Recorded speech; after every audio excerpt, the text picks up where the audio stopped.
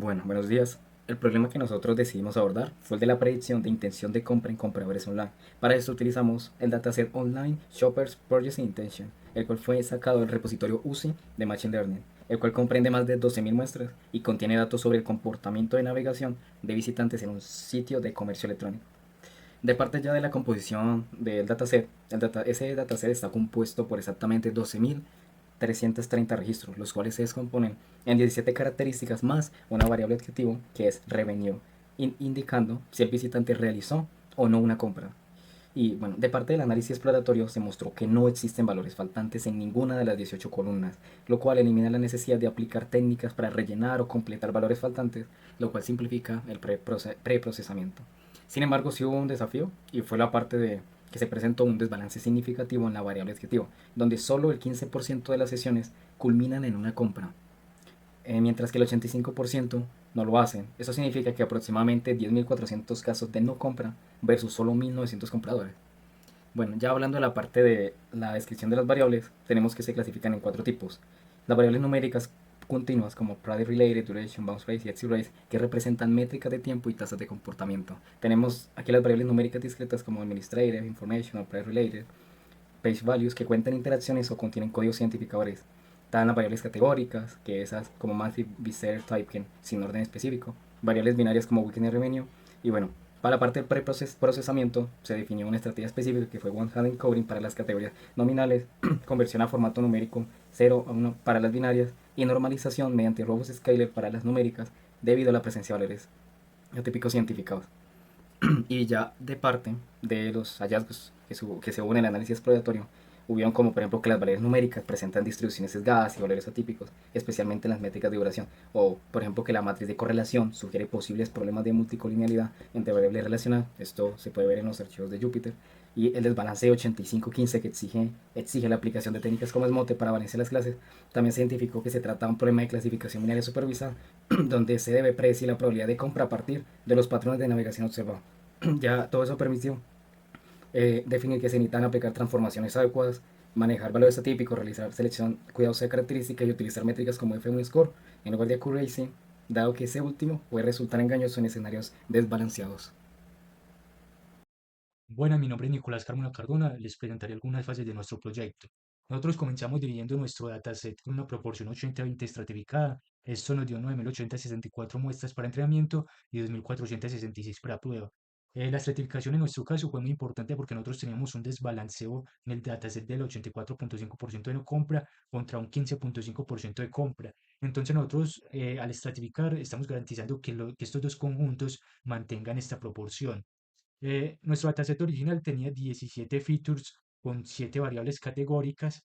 Entonces, nosotros aplicamos diferentes estrategias según el tipo, como One Hot Encoding para Mod, Visitor Types, entre otros. Usamos una técnica de agrupación para browser, reduciéndola de 13 categorías a top 5 más otras. Y Target Encoding para Traffic Type, que tenía 20 valores únicos. Esto nos llevó de 17 features a 43. Digamos que puede ser un incremento controlado comparándolo con los 73 que hubiéramos tenido con OneHot en todas las variables. Finalmente, nosotros escalamos 11 variables numéricas usando Robust Scaler. Nosotros elegimos este porque en el análisis exploratorio se vieron muchos outliers en variables de duración de páginas y Robust Scaler usa la mediana y el rango intercuartílico, entonces lo hace más resistente a valores extremos que el estándar Scaler. En la siguiente fase nosotros entrenamos 8 modelos diferentes sin ningún tipo de balanceo. Esto quiere decir que nosotros en esta fase trabajamos directamente con el desbalanceo natural que tiene el dataset. Entonces nosotros elegimos estos 8 algoritmos para cubrir diferentes, digámoslo, tipos de familias.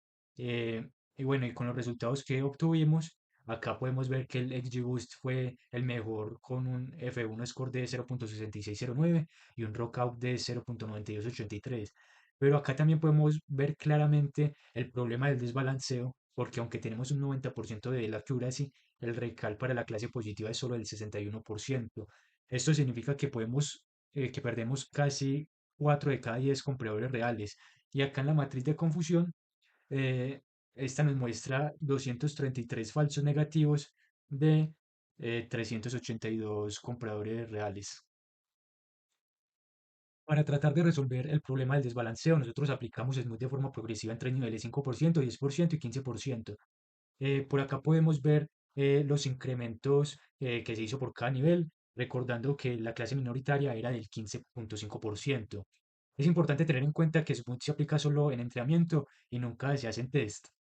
Bueno, por acá nosotros entrenamos los mismos 8 modelos con cada configuración, generando de esta forma 32 experimentos en total. 8 modelos por 4 configuraciones, incluyendo la Vaseline más los 3 niveles de Smooth.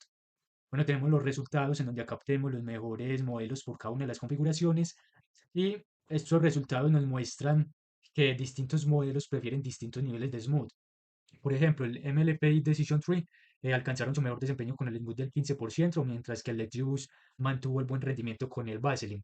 Entonces, analizando este top 3 de los modelos, podemos ver que el MLP con Smooth del 15% logró el F1 de 0.6707, superando al Lexus de Vaseline. Y pues de esta forma podemos ver que el balanceo adecuado puede hacer que modelos más simples superen a otros. Las mejores configuraciones identificadas por modelo, pasamos a la optimización con Grid Search.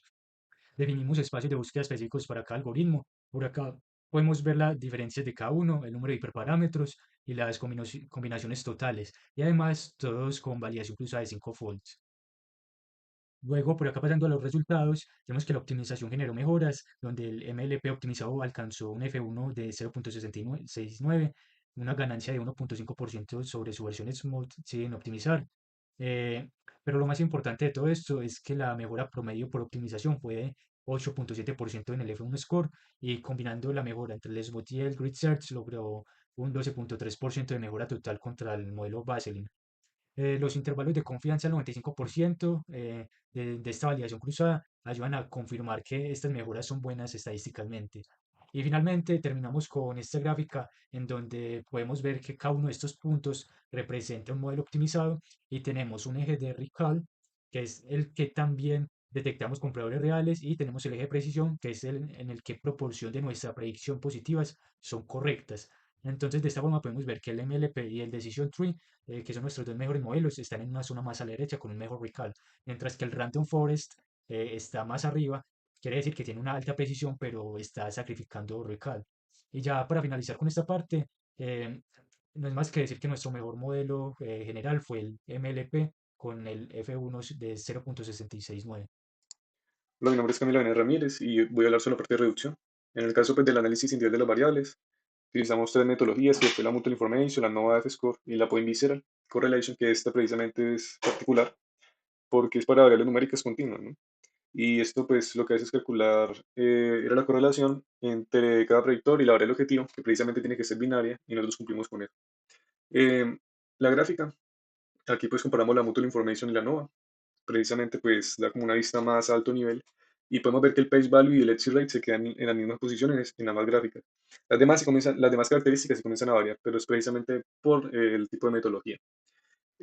Bueno, ya para identificar las características que son candidatas a ser eliminadas, lo que hicimos fue primero pues seguir como un criterio bastante estándar, que es coger el MI-score, que tiene que ser menor a 0.001, el F-score menor a 1 y el p-value tiene que ser mayor a 0.05. Ya con esto, acá sacamos unas características que son candidatas a ser eliminadas, y esto es, o sea, pues lo podemos interpretar porque presentan valores bajos en todos los índices evaluados. Entonces esto nos sugiere que aportan una información muy poco relevante al modelo. Em, bueno, ya pasando a la parte de la extracción lineal con el PSA, em, pues el objetivo obviamente es reducir la dimensión del conjunto. Y en este caso, lo que hicimos para seleccionar el número adecuado de componentes principales, se tomó otro criterio bastante estándar, eh, donde tenemos pues bueno, donde queríamos conservar al menos un 95% de la varianza total, ¿no? Como lo tenemos acá.